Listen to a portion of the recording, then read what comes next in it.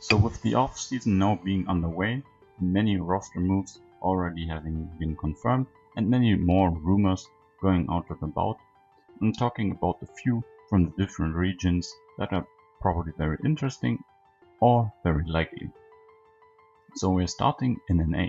So a first move that had happened quite a while ago, but is very important, is Bjergsen moving to the coach position. So first of all, what does this mean for the league? It means that more or less one, or if not the best mid laner moves away. So Jensen probably will be solely on top in the position, and then there will be a huge gap to everyone else. Similar story when Caps and Perks moved on one team.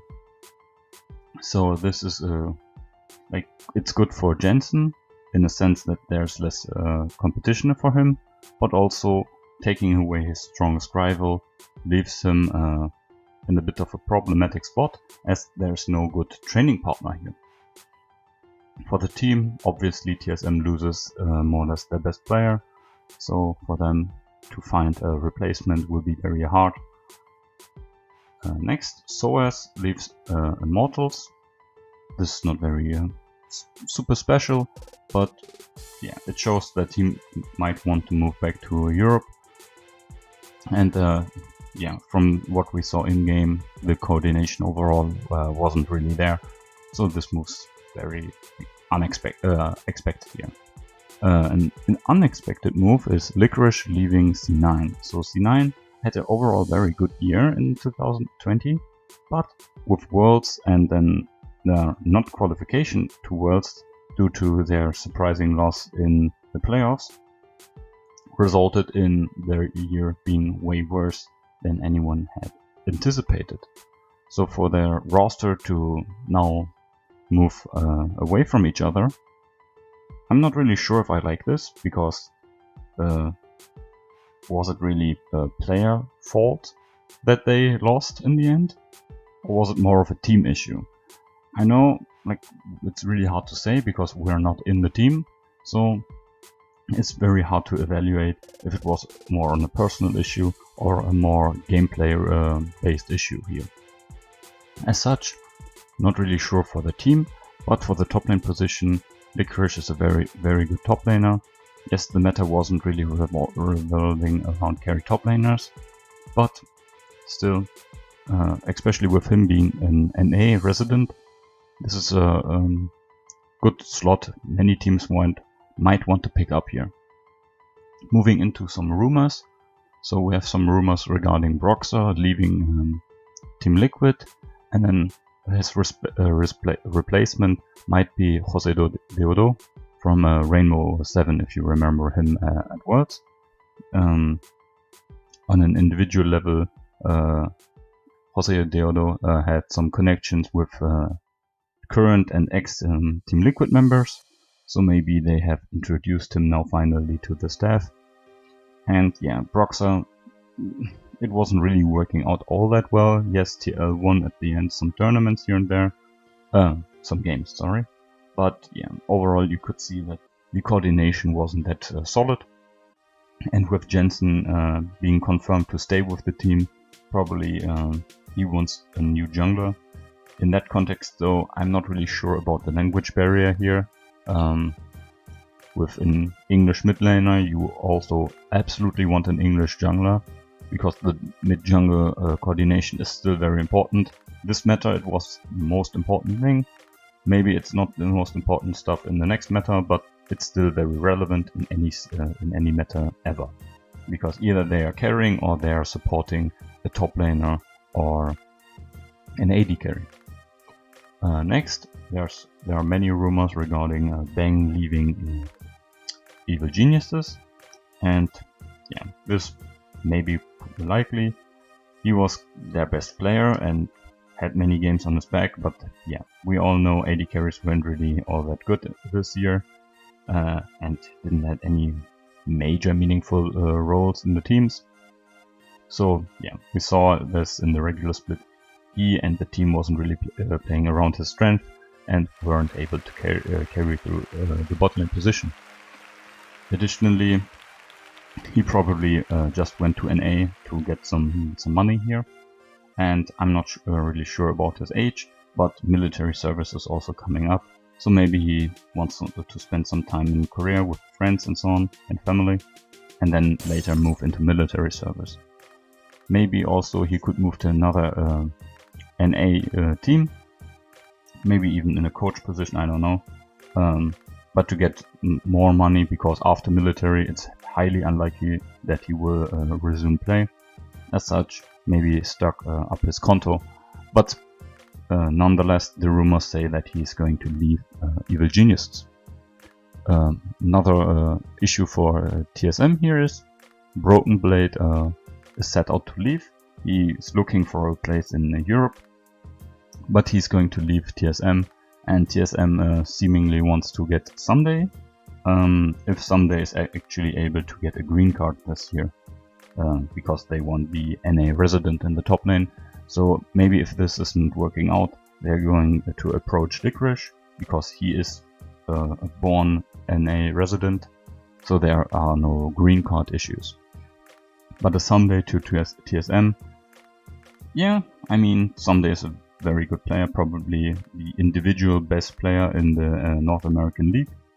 But yeah, this is a bit convoluted to the name TSM, because if there are key players at top laner, maybe they have to change their name.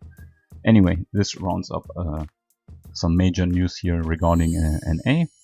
Moving to U, we have Kadril's retirement, not going into too much detail about his personal stuff and the video he made, but yeah, he retires and probably becomes a caster, especially after Worlds, and his connection to the other casters there. Quite interesting is Peter Dunn from Mad Lions, their head coach, joins Evil Geniuses in NA.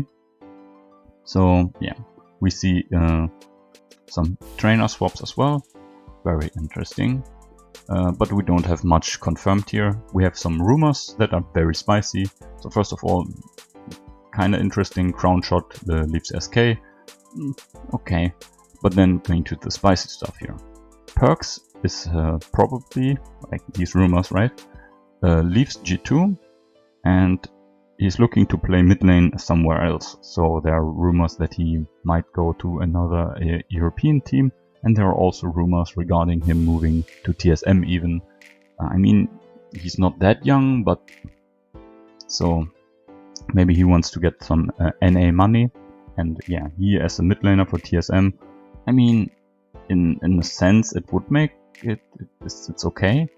But yeah, overall, with him being so competitive, I can't really see him moving to a weak team or a weak region like NA, because his goal is still, or should be still, to win some tournaments.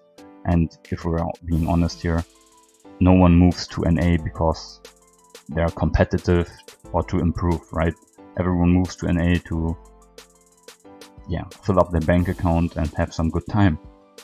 But no one is going there to be more competitive. That's just being honest here.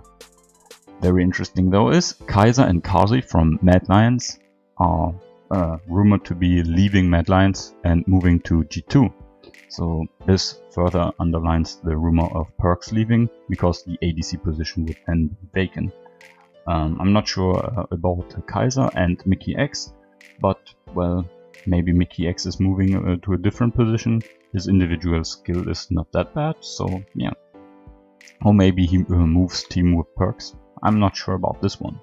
Another duo moving would be Hylissang and Whipple, are set to leave Fnatic and join as a duo another team. They're looking for what is it called? European teams, so they're not looking to move out of Europe to NA, but this is also just a rumor.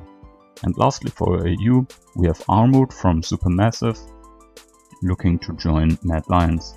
So this is kind of interesting, because Armwood really was one of the main reasons Mad Lions lost to Supermassive in their series.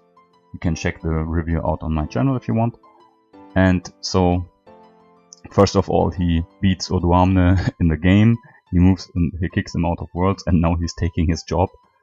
Bit savage, but yeah. This is for Mad Lions. It's an upgrade. Obviously, Armut is a very good individual player, and his team coordination was very good, especially like his Shen ult and so on. Okay, moving to the next region, Korea. We also have not much confirmed yet, but we have quite a bunch of rumors. So going over the confirmed stuff still first. Edgar, the famous coach, right, from Rocks Tigers, if you remember, from Samsung, sorry. He's joining this new high fresh Blade team. Maybe they are planning to acquire a LCK spot with now franchising coming in, or maybe there's something else going on, because I'm not really expecting a decorated coach like him, like joining an like third league team or something like that. So maybe this new team is planning to get a major spot or seat in the LCK. Then Tolki and Comet leave T1. So I don't know if you know these guys, but Comet is a coach. So there's a head coach, Coach Kim. He already left T1, and Comet was one of the other coaches. He also now is leaving, and Tolki is the head of analytics. So he's a French guy, I think. And yeah, he's head of analytics and strategy. And yeah, I mean, it's understandable that he's leaving. I mean, there are many strategic and meta issues T1 was facing at points. So it's obviously his fault in a sense. You could argue it's his fault, right? We don't know the details. But like, if they don't know about like some picks and matchups, like first of all, the players should know this, and then the coaches could know this, but absolutely these strategic and analytic people, they need to know some matchups and like what is meta, what is good, what could be counter this, counter picks and so on. Even if the players don't figure this out by themselves through like solo queue or practice, these strategic and analytics coaches, they need to figure this out. And stuff like Volibear into Renekton, that this wasn't on their radar, this is unexcusable. And there were many other issues overall for the year. So although he probably did a good job in a certain aspect, I mean, you have to be quite good to be recruited by T1, but still, I think it's good. It brings fresh wind into the region, into this department. And for Tolki especially, there are rumors that he is now set to join Fnatic, but this is not confirmed yet. And lastly, confirmed is Haru and Kirby leave Hanwha Life. For Hanwha Life, we also have the interesting fact that they are signing Mad Life as a streamer. But yeah, Haru and Kirby, top laner. I mean, I could see Kirby retiring or becoming a streamer, because he's quite old. Haru, on the other side, he's a bit younger, so he probably is looking for another team. Going over some rumors. So Clit to KT. Not really sure about this one. I mean, Clit and BDD, they had a really good dynamic. I think the issues for Genji weren't really through Clit or through BDD, but overall the team and how they approached the game. Already covered this in my review of their series against G2 if you are interested in a further analysis of this one. So I'm not really sure about this move. Then some spicy stuff here. 4 Dragon X players are set to leave. We're not knowing if this is true, and we're not knowing who and where they will going. But from we are expecting Chovy to leave, and there are even rumors that Chovy is joining an LPL team. So on one side, I think this is kind of good. I mean, Chovy is a good player, and he will still be so competitive in LPL even if he has a bad team. But on the other side, I think the mid lane pool in the LCK is so stacked that, in contrast to LPL, he might perform worse. Also, the language barrier, so he needs a Korean jungler, and then yeah, there are like Chinese other players in his team. Not really liking this overall. In Korea, there are no foreign players in the teams, so everyone speaks the same language. There are no language barrier issues there, and no culture issues as well, right? Korea is still at war with a communist government, and China is, like, they call themselves communist at least. So there are many potential issues with such moves. So I'm not really a huge fan for Chovy personally, because he's also, yes, it's his third year, but he's still quite young, and he's still looking to, like, win some games and win some tournaments. So not sure if this is a super good move for him, unless he's joining some super team with other Koreans or long-time Korean players that are in China. So, for example, a player like Doinby, who is fluent in Chinese and Korean, someone like this as a teammate for Chovy. Yes, they're both mid laners, but this is just an example. This would be quite good, because the language barrier would be less of an issue, and also cultural stuff would be less of an issue for him personally. So yeah, I'm not really a fan of this. Also for the LCK, losing another great mid laner. Then we have BDD, Faker and Showmaker. I mean, they're all very good, but yeah, 4 is better than 3, I guess. So moving onwards, we also have rumors of Tarzan joining the LPL, especially some rumors regarding him joining LNG, but not really sure about this one, as LNG is not really a super top team. But maybe LNG is looking for a Tarzan Chovy combo. I don't know, there are not rumors in that regard, but that could be happening, right? With both of them maybe moving to the LPL. Then we have also a rumor of another one moving to the LPL, and that's Coach Kim. So yeah, he already casted an LPL team in IG in 2018. So yeah, maybe he moves back to IG. But there were some issues with him and the players, especially the Shy. So not really sure about this one, but maybe another team. Maybe Coach Kim and Chovy move to the same team. Not really sure. These duo doesn't have a history together, but this would be another move, right? Getting some Korean team players on the same team, so they are not as lonely in a sense. Moving to some T1 rumors. So there's a rumor of Elim leaving T1.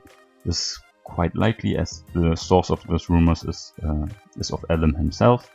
And then there's obviously the big one with LS probably joining Team T1 as a coach, obviously. So this some spicy stuff. LS would be then the second foreign coach in the LCK after Yamato. Yes, he coached BBQ Olivers, but this was CK, so Challengers Korea. So yeah, I think LS to T1, this could either be very good, because he can use his innovation and his great understanding of the game to elevate the team, and through T1, as they are one of the role models and faces of the league, other teams would mimic them, and then the whole game and the whole region could improve through this. On the other side, maybe because of personal and cultural differences, there could be some issues, right? LS is very hot-headed at times. Maybe this isn't really working out. Also, because of some issues, I think a year and a half ago with Malice, if you know about that. His image in the Korean scene is also not that great. So there are some potential issues, but there's also a very high chance to greatness here. Leaving Korea and moving to China. So there are some rumors, there are now a few confirmed stuff. So some coaches leaving their teams. Koma leaves Vici and Dandy leaves ES. So Dandy leaving ES, I mean, yeah, the team was quite a burning car at times. So it was winning some games because of individual powers, but then when it came to the later stages of the year, the team got figured out and burned out a bit. So maybe this is a change they need, not really sure. For Vici, I'm not sure if there are issues in the team. but Koma said that he wanted to move with his family and his friends in Korea. So yeah, probably is a bit homesick, getting some of the good Chinese money, but then yeah, leaving for home. There are also some rumors with Koma moving to T1, not really as a coach, but as an academy coach or something like that. But there's nothing substantial in terms of evidence for this one. Lastly, for the confirmed stuff, Weiwei and Sam D, as well as Bibu from V3, are moving to Suning. This is very, very strange. So V3 was already a very good team in the league. So these players are not like bottom team players that are joining Suning for like a training sport or an academy sport or something like that. So these are very good players in terms of their league, right? And they are joining Suning. Yes, Suning is very good, and they were world finalists and so on and so on. But they will never be starting players at Suning, right? Like they should and will never be starting players unless Suning are falling apart, right? Their main roster is leaving the team, which is very strange. In any case, if you're a world finalist, you should always stick together, right? Unless there are heavy issues on a personal level. But yeah, not really sure about these internal issues, but it's a very strange move for these three players, unless Suning is collapsing in their main roster. Going over some rumors, we have some really interesting stuff here. So HQ Esports, the PCS team, or back then LMS team, are set out to acquire a spot of Rogue Warriors. So this PCS team is moving to the LPL. Not really sure about this one, or if this is actually allowed, but this is a rumor that is going on about this one. Another PCS rumor is Kongyue, the really good jungler, moving to the LPL. So Kongyue really one of the best players in the play-ins. Check out some highlights, check out some reviews if you want, but he was really carrying most of the games he played in. So him moving to the LPL makes some sense with the LPL history of buying LMS players, because they're super cheap and China has so much money. Like players like Maple, SOFM, they're all players from these East Asian regions or South East Asian regions, then being bought by China. Also Carso, for example. Going back to Maple, Maple is rumored to leave LNG and is probably going back to the PCS. Him leaving LNG is actually confirmed now. I just noticed. So yeah, this is a rumor in this department. I think that's very good. I think the PCS is a really solid region. Marchi had some good games, and PSG Talon had even better games. So I think getting more talent into the region is helping them being even better. And then lastly, for the rumors, Tal, XXX SKT top laner, and Hanwha Life top laner and so on, is set out to maybe join the LPL, which is nothing too spectacular because he isn't that of an outstanding player, but it's quite interesting to see even more people join the LPL from the Korean side. And then rounding it up with some wildcard news. Sadly for the PCS, their first seed team, Marchi, PK, Mission, Bruce, and Mountain are set to leave, so losing their coach and 3 of their key lanes, which is very, very sad and very shocking. I mean, it's understandable. Probably some Chinese team offered them $5, which is double their usual pay, and then yeah, they are now leaving their team and their region. Still quite sad to see these poorer regions being bought by China. But I guess that's how the game works. And these players, especially players like Karsa or SOFM, have shown great development in China. So in a sense, for the player individually, it's obviously a very good thing, but for the region, it's not very good.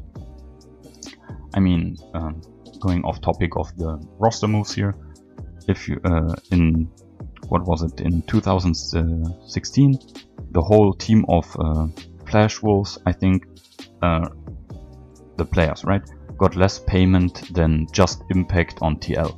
So these LMS teams can't offer their players that much money in comparison because they're just fewer means in their region. So these players are very cheap, and yeah, in contrast, China can even buy Korean players because they have just so much money. So yeah, these players are very pricey for them in the opposite sense. So this is a very long video in a sense now for just some roster moves, but I thought I'd give some details here and there and some additional info to make it a bit more interesting. So this is it for today. Wish you all a great evening, and yeah, see you around.